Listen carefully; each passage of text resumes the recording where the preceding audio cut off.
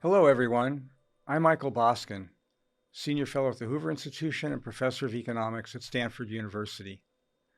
I lead the Hoover Institution's Tannenbaum program on fact-based policy, an important initiative bringing facts relevant to understanding the context and the evaluation of various public policies so that our citizenry can be more and better informed. I'm speaking today with Paul Peterson. Paul is a senior fellow at the Hoover Institution and the Henry Lee Shattuck Professor of Government at Harvard University. Along with Nora Gordon of Georgetown University, he authored a tour de force, a remarkable broad survey of what we know about schools.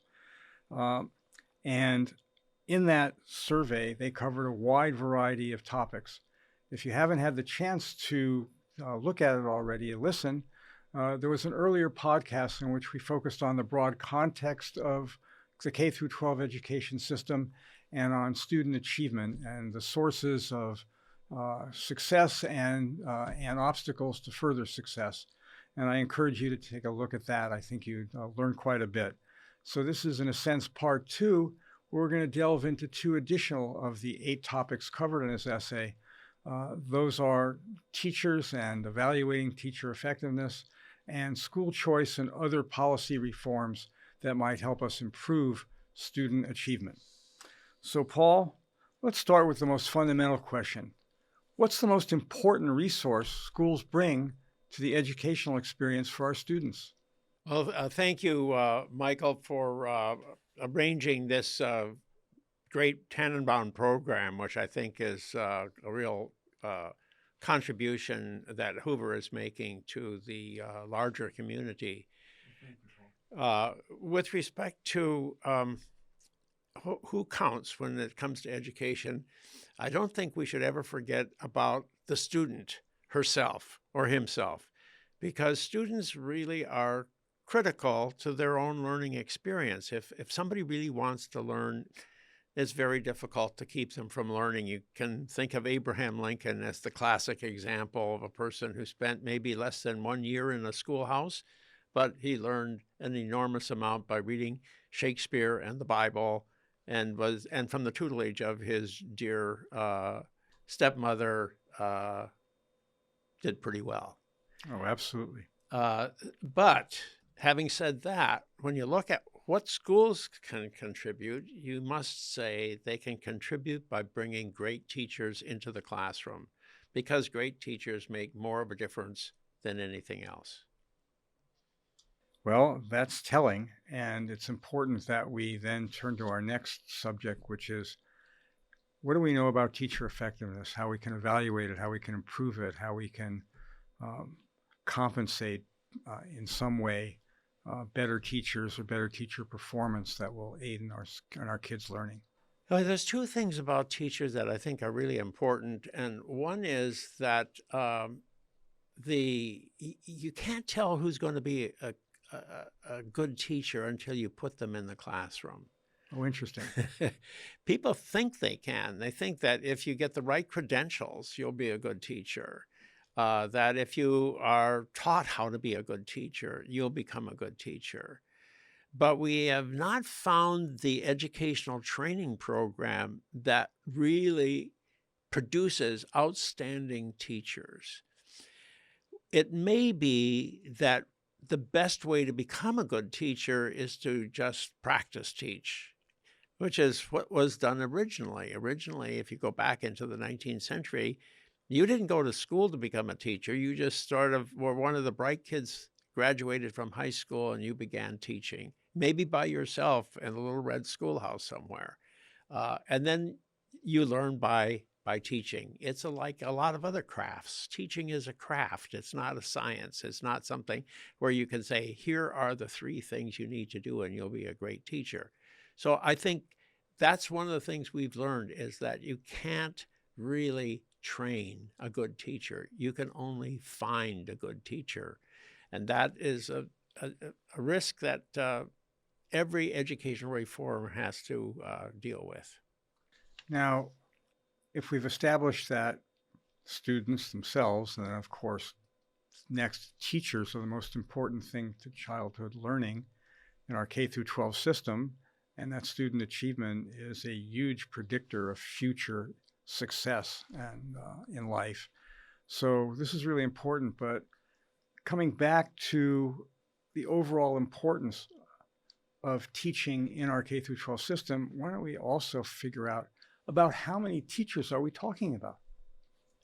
Well, the number of teachers has steadily increased over time, as has the number of students, but it's actually increased at a more rapid rate. So we now have 4 million teachers out there, Wow. and that's a lot of teachers.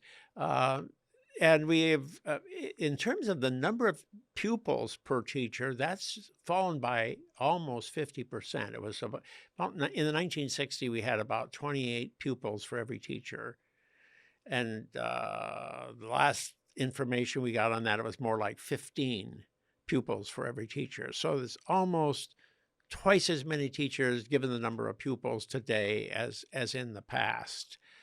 Now, do kids learn twice as much? Well, there's been a lot of improvement in student learning, especially in mathematics over the years. And so maybe class size is actually, by reducing class size, we may have a lot more learning, though studies on this are, some show yes, some show no. There's no final consensus on this. But yeah, everybody does like a small class. You know that, Michael. Oh, absolutely. And so we are going to have small classes and maybe smaller classes going forward. Well, as you mentioned, it's likely the student enrollment will decline because of demographics. Low fertility rates will have probably less students in school for a while, and that will be one contributor. And I guess the big issue is how, as we're dealing with a gradual adjustment, dealing with that demography, we develop a system or improve the system to attract and retain the best teachers rather than those who are just average or below.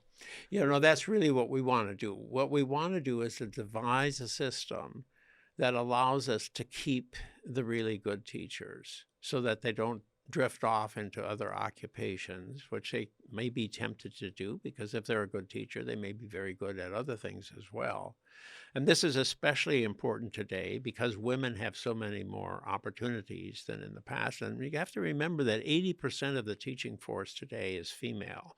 That's what it was about 50 years ago. 80% was female. It still is today, despite the fact that women have many more opportunities. It is still the case that our educational system seems to want to have women in the classroom. Now, maybe men just don't want to do that. That's may not be what makes them feel like what they're doing is worthwhile. But it's a reality out there. 80% of our teaching force is female, and women have a lot more opportunities. So we need to make sure we keep the best women in education if we're going to maintain the learning system that we've created in the past. Well, let's come back to that with another fact that your study revealed, was that teacher effectiveness seems to improve quite a bit over the first few years and then flatten out. It plateaus. But pay scales keep rewarding for years in service rather than for performance. Is there something we can do to better align pay that would help lead to being able to retain these really good teachers? Yes, right now we have a salary schedule which is called Step and Lane. And the Step and Lane? Step and Lane is the slogan that they have. And basically the step part of it is that every year you get a little bit of a salary increase. And the lane is, if you have a master's degree, you'll get a little bit more than if you only have a bachelor's degree. And if you have a few more education courses that'll get you close to a PhD, you'll get even more than if you get just a master's degree. But what we find is that the master's degree adds nothing to a person's effectiveness as a teacher. If we look at the same person before and after they get a master's degree, we see no improvement. If we take two people who are similar in other respects and say, well, one has a master's degree and the other does not, is the one with the master's degree better? We see absolutely no difference. So this is not just one study. This is many studies have all found the same.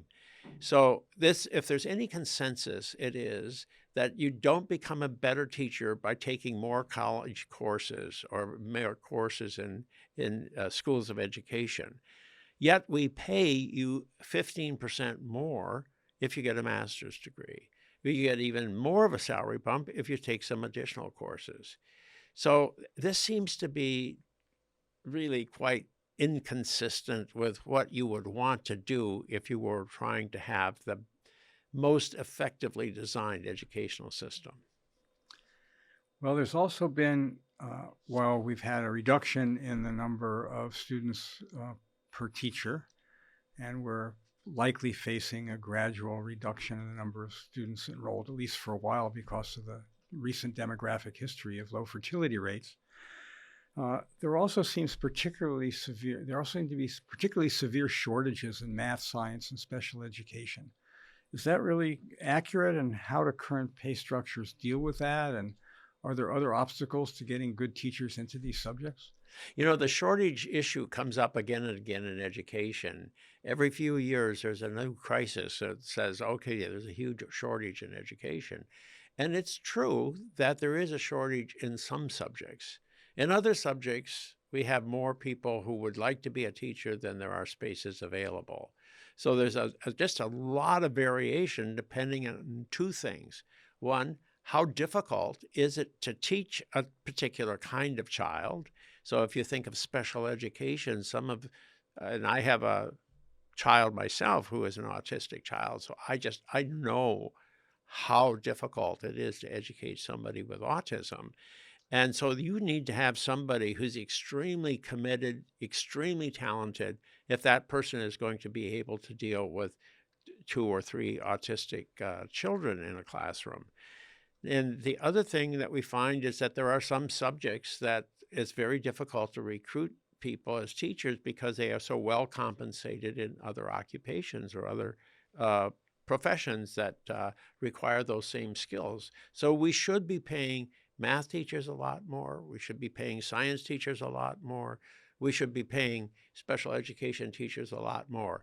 But the step and lane salary schedule says every teacher shall be paid exactly the same except for their education level and how many years of teaching they have been in the classroom. What about certification requirements? We've often heard that, Harvard or Stanford math professors couldn't teach elementary school math courses because they don't have a teaching credential. Is that still a problem, or is that always overblown, or what's going on there? So a lot of people, for example, because of the aging of the population and a lot of people retiring with a lot of good years left, a lot of people, I know several personal friends who want to go back and teach and give back to something in that way. So how can we harness those people? Well, we do have an alternative certification program that is moving in that direction, but basically you're right. We have set up artificial barriers to teaching. And the artificial barrier that's the most important is you must get a degree in education. Now, I believe that you should probably have a college degree if you're going to be a teacher. I think somebody does not have a college degree, then maybe there could be some really exceptional people who could be very effective teachers without a college degree. But a college degree is probably a sensible rule to have, that you must have one if you're going to be responsible for the education of children in a classroom. But then to add on to that, and you must take 30 courses, which is 1 full year's worth of college coursework in how to become a teacher, which really often is a bunch of topics that really have very little to do with classroom setting, has to more to do with adolescent psychology or the history of education or the politics of education or the sociology of education. These are all things that professors like to teach, but they don't have a lot to do with what a teacher really needs to know in the classroom. What a teacher really needs to know when they walk into a classroom as a beginning teacher is, how do you manage this classroom? How do you motivate students?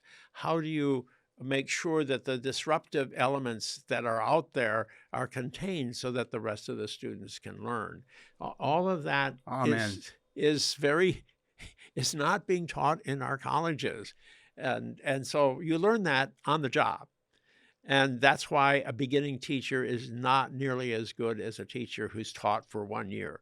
We see the biggest change in the first year and the second year of teaching in terms of student performance, and it keeps on improving after that. So third and fourth and fifth year teaching, you see steady improvements, after which you see not so much. Well, one other issue in shortages that's come up recently and gets us into a perhaps a fraught topic of political correctness in schools and things of that sort is that at least one state, New Jersey, has now eliminated English and math proficiency requirements for school teachers. And many people view this as dumbing down and likely to be, while it may produce more teachers.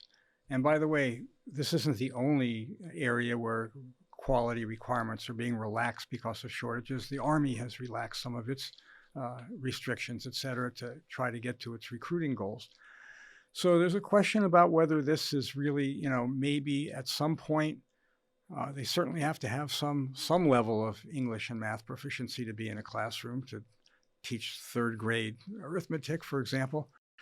Where do we go with this tendency to relax requirements? I think President George W. Bush called it the soft bigotry of low expectations. He was talking about people not believing that students coming from disadvantaged backgrounds could really achieve, and we know that in many cases they can.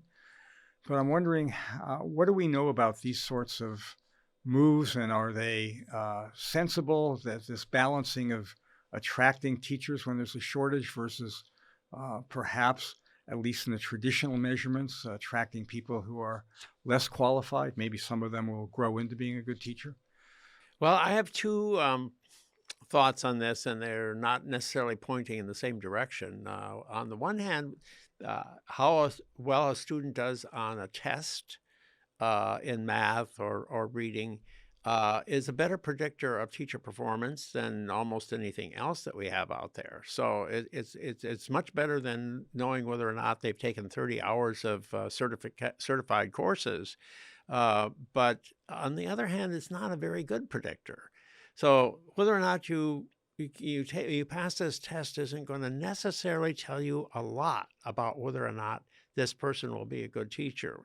What I would tend to prefer is I'd like to see at the end of the first year of teaching, a principal or the supervisor take a very serious look at whether or not this person looks like this is somebody who will be an effective teacher going forward. And that I think we don't do. We don't. I think private schools do this for sure because they do not want to lose enrollments because they've got some ineffective teachers. But public schools tend to let teachers stay in and continue on the job without giving close scrutiny at the very beginning. Well, let's turn to the flip side of that, which is that your study's review of the data revealed that first-year teachers tend to be disproportionately concentrated in schools with a high proportion of low-income students, also minority students, because of that correlation as well. Yeah, one of the rules in education is that you get more power when you're more senior. And I know that's true of professors in Oh, universities absolutely. too. That But you also have to go to a lot more committee meetings.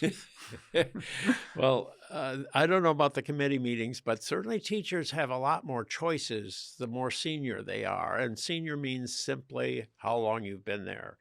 And how long you've been there does make a difference. That's an important fact, especially over the first 5 years. But it shouldn't continue to be a fact for 10 years or 20 years because you don't see much change over that yet.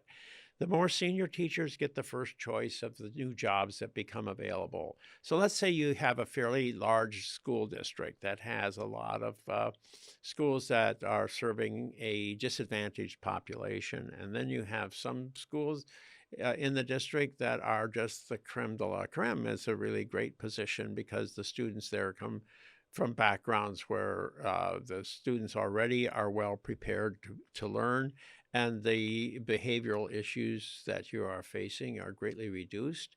And so the senior teachers will say, well, there's an opening there. I would like to move to that school. And so you get a lot of movement out of the most difficult teaching positions into the much more attractive positions within a school district. So the irony of it is that the first year teacher in many school districts is asked to teach the most challenging kids, which is precisely the opposite of what you would like to see. Well, there was a decision by a judge in Los Angeles a few years ago in response to a lawsuit saying that under the state's Equal Protection Clause, California's Equal Protection Clause, that this was disadvantaging the students in those schools who the suit was brought on behalf of, and ruled that the state had to change that. It was appealed, and unfortunately, perhaps it was rejected by the Supreme Court of California. And so the teachers' placement and tenure system remained as it was. The teachers union won the lawsuit. Are there other attempts to do that sort of a thing? And are there, obviously, there are constituencies that don't like that sort of thing. They're happy to have better teachers move into their schools and help their students, people from better off areas with more resources that have been provided to their students before they go to school and during their education. So what can be done about this? Does this remain only some future legal challenge the only way to deal with this, or there's some policy changes that could be brought about? That lawsuit attracted a lot of attention among policy analysts because it was proposing to do away with the seniority rule that a lot of people who work in education policy say, yes, that's exactly what we need to do if we're going to have a more egalitarian educational system. But teachers themselves didn't like that idea. They like the idea that as they become more senior, they're going to have an opportunity to move to more attractive positions. And organizations that represent teachers reflect the views of their constituents. And so the teacher unions were very much on the other side in the courtroom. And they prevailed when it went to the Supreme Court, as you mentioned, and the issue has not had any success anywhere across the country. So I think courts tend to look at this as this is where the reality is out there. And as a reform effort, reform strategy, I would say this has pretty much been a failure. When we look at some other things that have been done to try to help students in traditionally low-performing schools where there are disproportionately students from disadvantaged backgrounds and so on. There have been attempts to add resources. You mentioned earlier in the game, that was part of the contributory factors to the gains by minorities from 1970 to 2010, was that the states tended to provide more of the resources and distribute it more equally and help equalize some the disparities across school districts. In California, of course, you mentioned the lawsuits. The Serrano decision was fundamental in that regard. And more recently, Governor Brown, for example, had a proposal that was put into effect that provided more funding to such schools relative to the baseline they would have expected to receive. Are there other states that are doing that? And do we have any evidence of whether that which had perhaps a historical precedent for being prospectively a good way to improve achievement in those schools? Is there any data on or studies about what's been done in that area, whether it's been effective or not? Yes, there's two ways to think about this. One is to compare it to desegregation.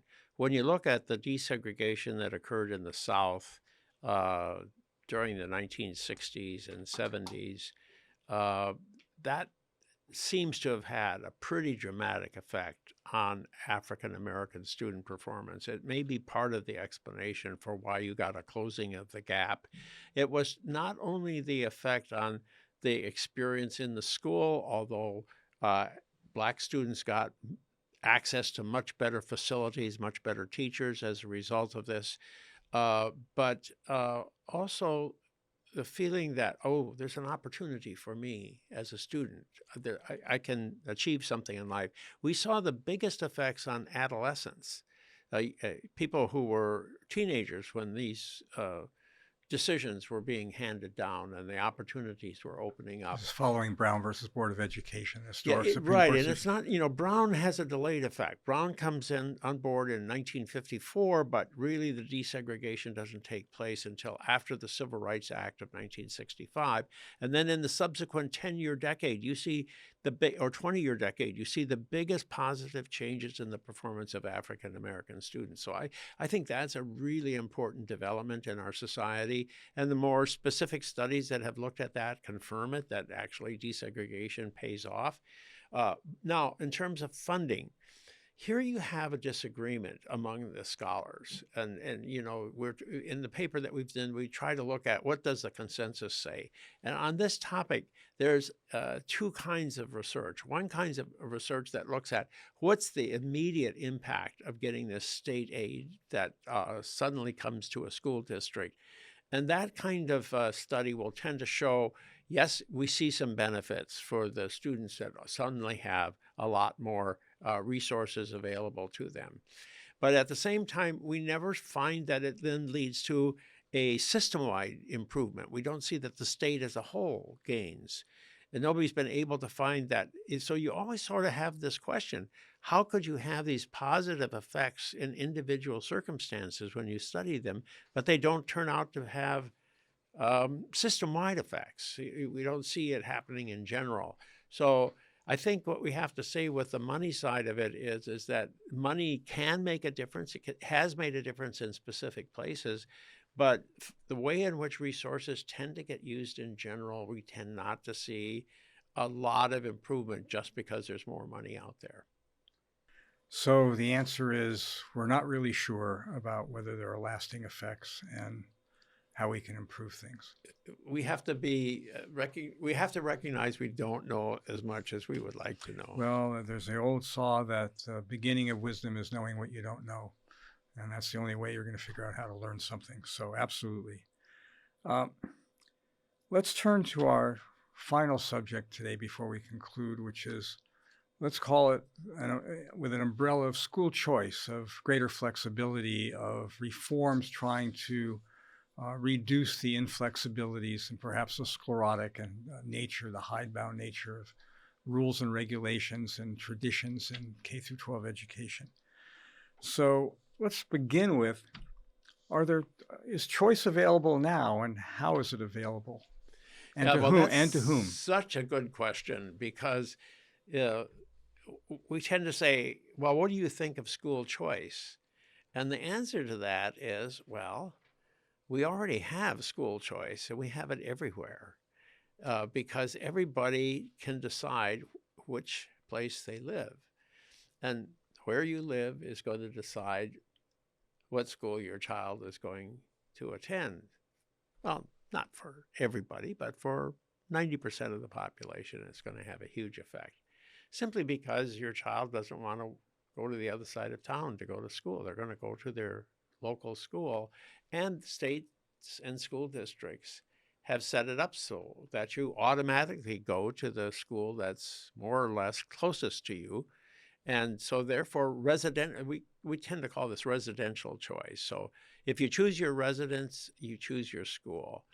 Now, the people have a lot of money, have a lot of choices among residents. They can move into a community where property values are very high, and homes are pretty attractive, and schools are pretty good.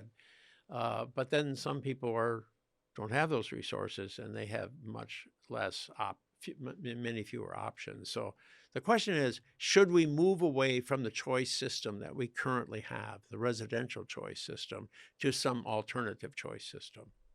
So, what sorts of alternatives are there to the current system? Well, of course, the most obvious one are the private schools. So about 8% of the population is choosing to send their child to a private school. Private schools are expensive and they're becoming increasingly so.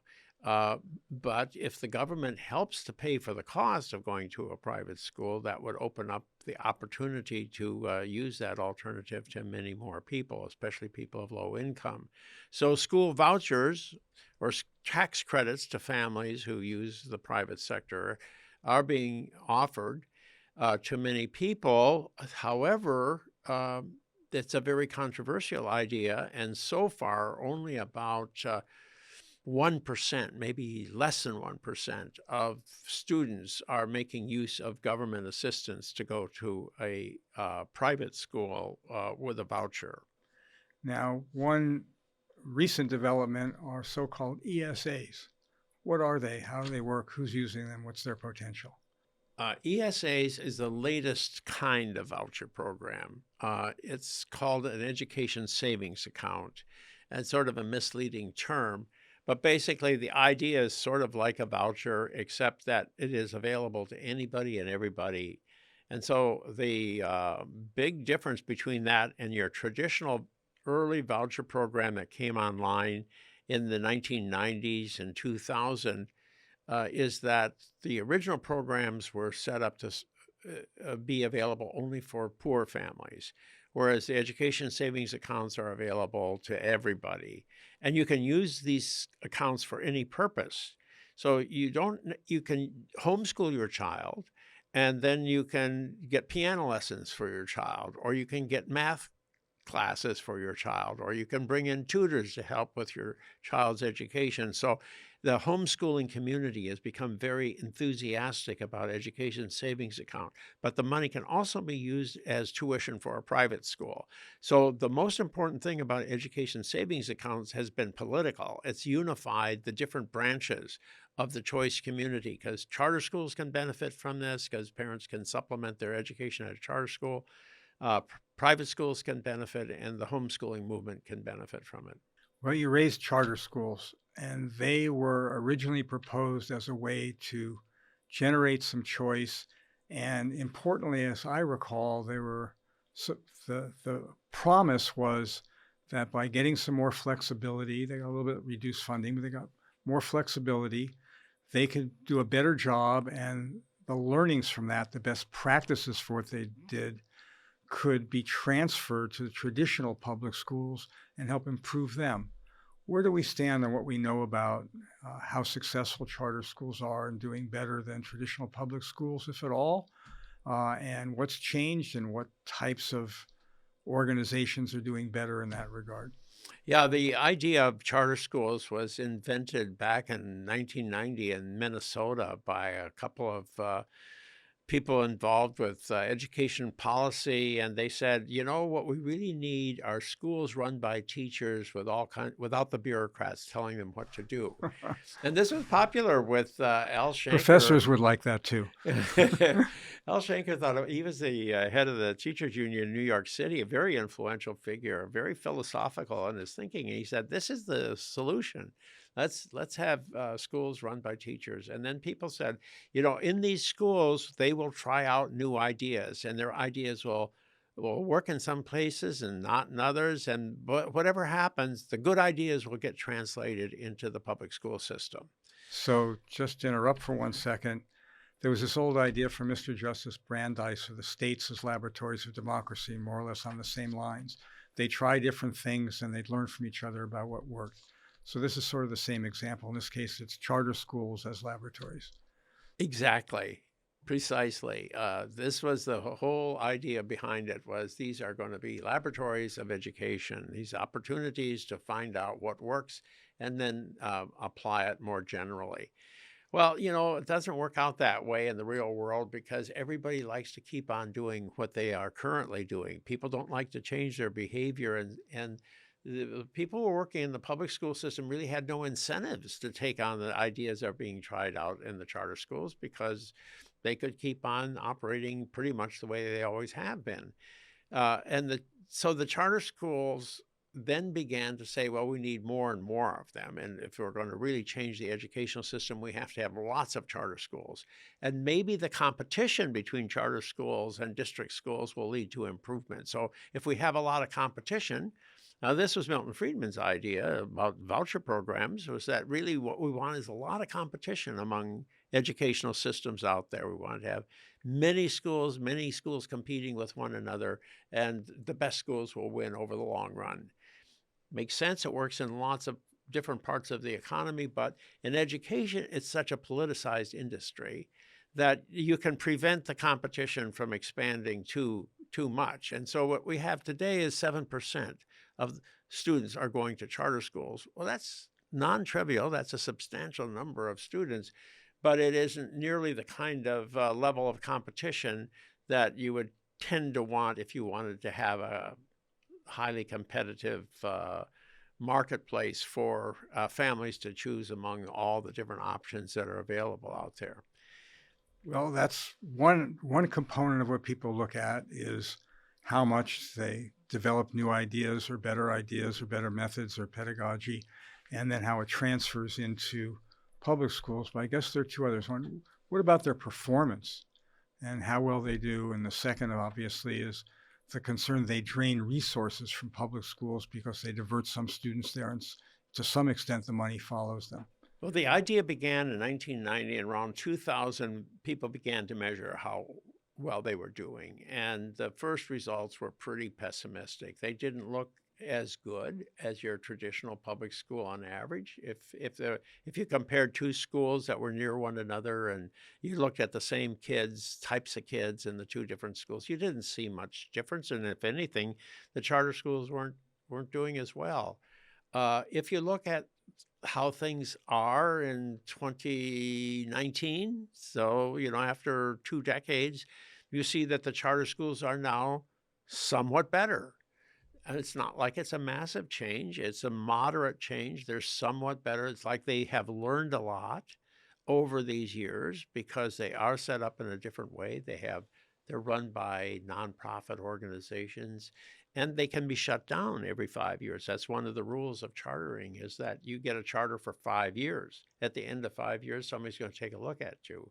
And the authorizers, the people who are in charge of deciding whether or not you should continue, have done a pretty good job, not a perfect job, of weeding out the weakest ones. And the weakest ones tend to get weeded out for other reasons as well. People don't want to use those schools because they're not really doing the job.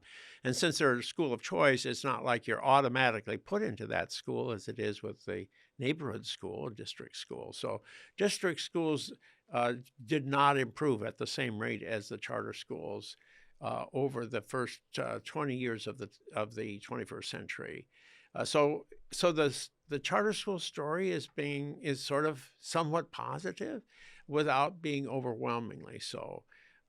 The kind of charter schools that are working the best are called the no excuses ones that are serving minority students in large cities. We find this in New York and New Jersey, Newark and Boston and Washington, D.C. Generally in big cities and areas where you have a lot of talented young people who are like to think they would like to take on the challenges of the world.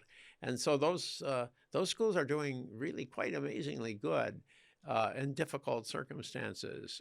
So that's the good news. If you look at the broad picture nationwide, then it's more, okay, this is better than what we had, but it's not transformative.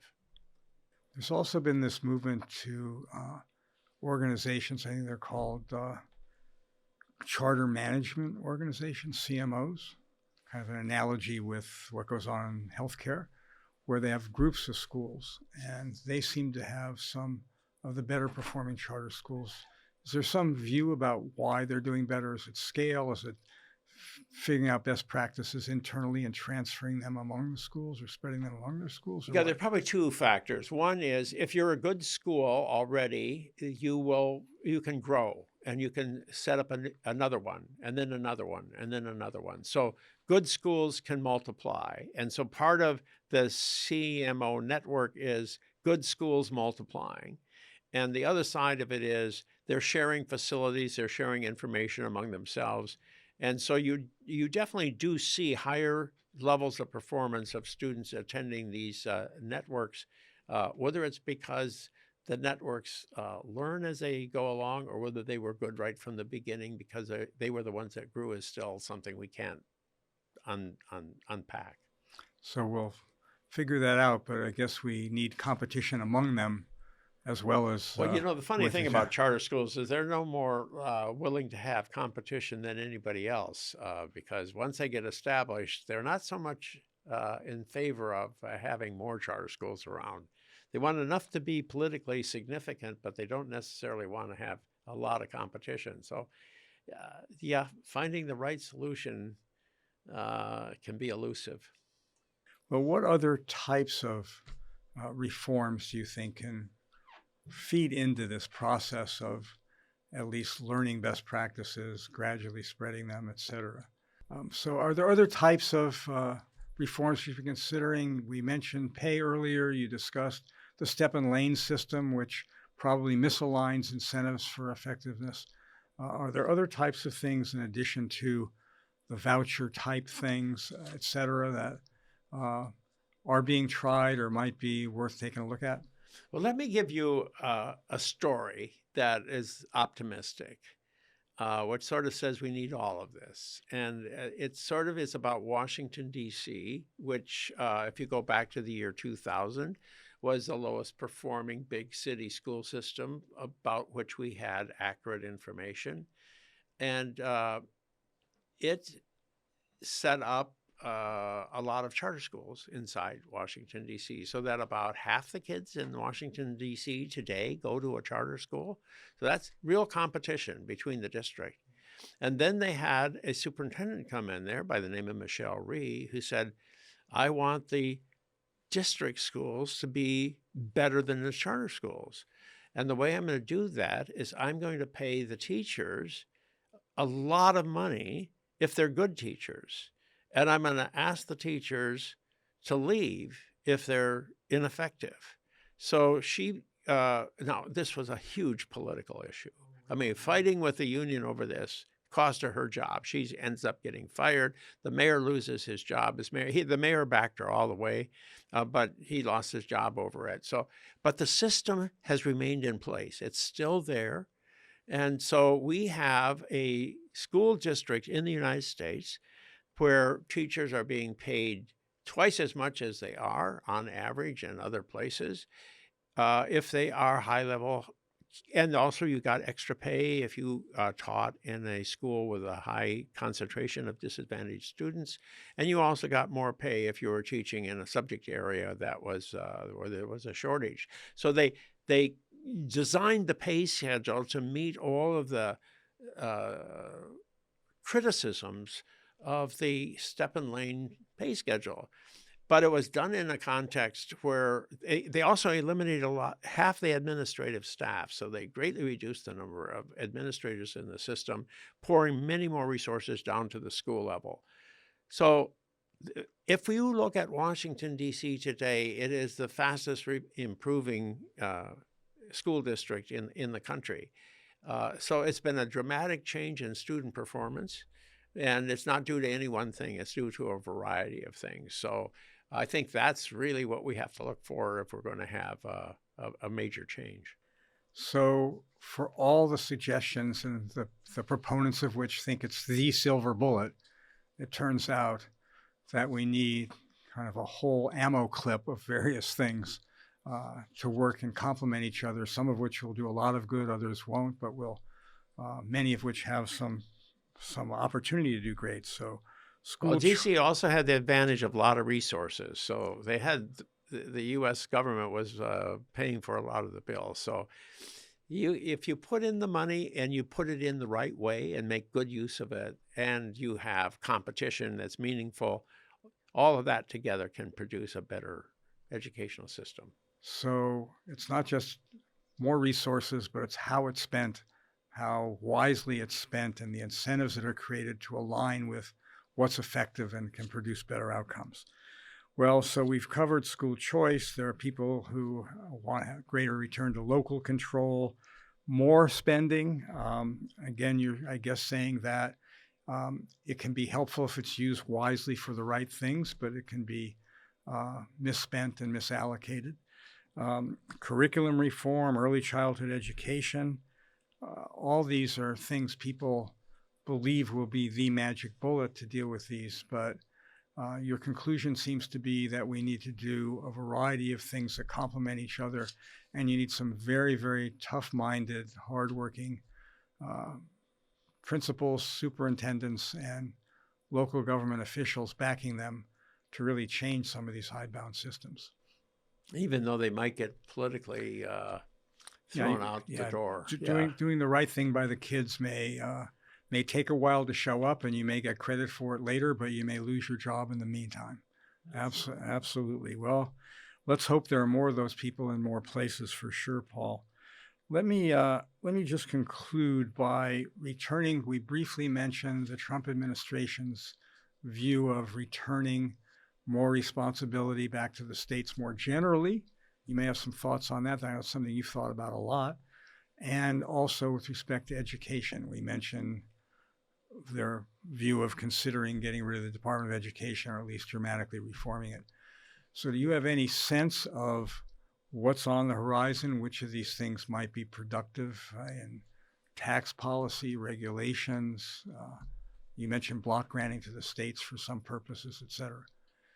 You know, the federal role has never been the dominant role in American education. It's been basically schools are run by local districts. They hire the teachers, they select the textbooks, they assign teachers to tasks. Everything is done at the local level. Now, the state has regulations which says you have to do it according to these and those rules. The federal government tends to say, when we give you some money, you have to spend it in the ways that we tell you, but otherwise they don't really fundamentally affect the way the system operates. So you should never expect the Trump administration to either change this system in a terrible direction or in a positive direction. The ideas that are floating out there in the political discourse today greatly exaggerate the impact that the Trump administration is going to have. Now, having said that, you can say, okay, on the margins, this is what they're likely to be doing, and this is where they might have some effect. It's possible that in this new legislation they proposed to Congress that they're going to try to pass, and I guess one big bill is the idea right now, that will have to be financial legislation, and they may include in there a provision that provides a tax credit or a tax deduction to families who send their children to a private school. And that would be a pretty big change because that's currently happening in about 30% or 40% of the states, but many states don't have anything like that. So depending on the size of that program, that could have some nationwide effects. And of course, the federal tax rates are much higher than the state tax rates for most people. Yes, it could make a difference. It's going to cost the government a lot of money, though, and so this is going to be a constraint on this program. It can't be too big without it becoming a problem from the point of view of being fiscally responsible. I don't know how fiscally responsible the Republicans want to be in the next few months, but that's going to be a topic. And the other thing they could do is they could combine a lot of existing programs. Eliminating programs can be difficult, but combining them into a block grant to the states, I expect that that will happen. And I don't think it'll make too much difference as a practical matter, though it might reduce a bunch of administrative costs. Right now, we have a lot of little programs with lots of people shuffling a lot of paper around. That's definitely a topic for the Efficiency Commission that's been appointed. That would be beneficial. I don't think it's going to change the quality of our educational system in any fundamental way. Now, there are a lot of regulations that are being handed down in Washington that affect the schools that are highly controversial over gender policy and race policy and disciplinary policy, and some of these could be very positive. I think one of the things that the Trump administration is likely to consider is the bullying that's taking place in our schools in the wake of the pandemic, and to the extent that federal rules with respect to discipline have made it more difficult for teachers and administrators to maintain control of the school building, that could have a positive effect. But that would be a very long-term, indirect, something that's not going to happen immediately, and just how consequential it could be, it remains to be seen. One final topic we didn't really get a chance to talk about thus far is that there are some people who believe, and there's certainly some school districts that have done this, that we're not doing enough for our most gifted students. That some school districts have eliminated gifted programs or have tried to level, including eliminating special programs for accelerated students and so on. And I'm wondering what evidence we have of what effect that might have, or are there any studies? Is it too small a population? The data too incomplete? Do we know anything about that?